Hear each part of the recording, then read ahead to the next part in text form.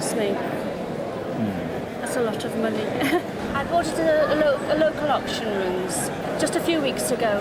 What, from round here? Well, local to North Wales, yes. How much did you pay? £120. Well, certainly when I saw the name Franklin, Duke Street, St James's, London, Yes. very good name indeed.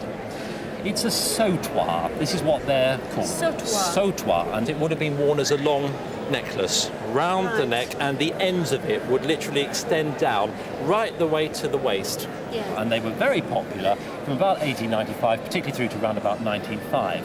They're real pearls. Oh. So you've got a woven line, a sort of plaited, spiraled line of real pearls. Oh, lovely. Look at the diamonds, because that's what they are in these caps. You've got these finials, these sort of terminal points here. Yes.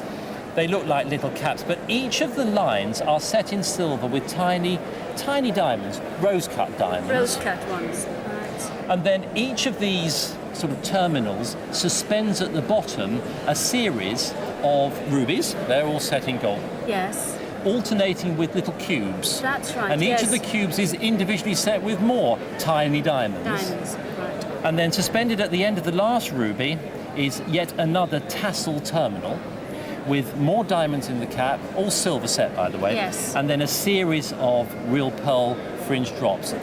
But the staggering thing about all this is that you've managed to acquire a fairly important piece of jewellery for £120.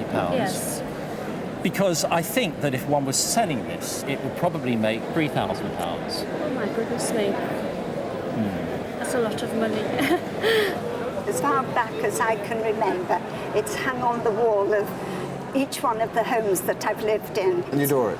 Oh, I love it, yes. Just the vibrancy of the colour, and I'm very much an outdoor person, so it's the type of homestead I'd love to live in myself. So it belonged to your parents, did it? It belonged to my parents, yes. My father was an artist, a Yorkshireman, quite an avid traveller with his paint box, and I was given to understand that he actually met Fred Hall. And Fred Hall died in 1948, I think. So. Oh, well, then he was well within my father's Absolutely. lifetime. So your yes. father probably painted with him, maybe? Maybe. That I can't qualify. Because this is really, the thing about a picture like this is it's a real artist painting. Yes. You know, it's a painting that, as you say, breathes light colour, and it's somebody who's really thought about it. Because the interesting thing about Fred Hall is that as a young man in Newlyn, he was a bit sort of heavy-handed and pedantic. Yes. But he was a great experimenter with paint. He loved to push paint around to see what it would do for him. Right. And so, unlike a lot of artists who flower in youth and get pedantic and boring later on, Yes. Fred Hall was the opposite. He was always pushing paint around, and he got better and better. Yes. And so this is a later painting by him, but it's full of the joy of painting, isn't Yes. You'd call it springtime, wouldn't you? The freshness in the greens are the spring greens, aren't Yes. they?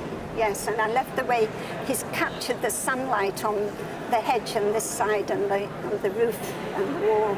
I suppose it's in the spirit of the times. I think people like space and air Yes. today, not the claustrophobia of Victorian England. No, They're no. like exactly the opposite. And so this sort of painting is very much in our spirit today. Yes.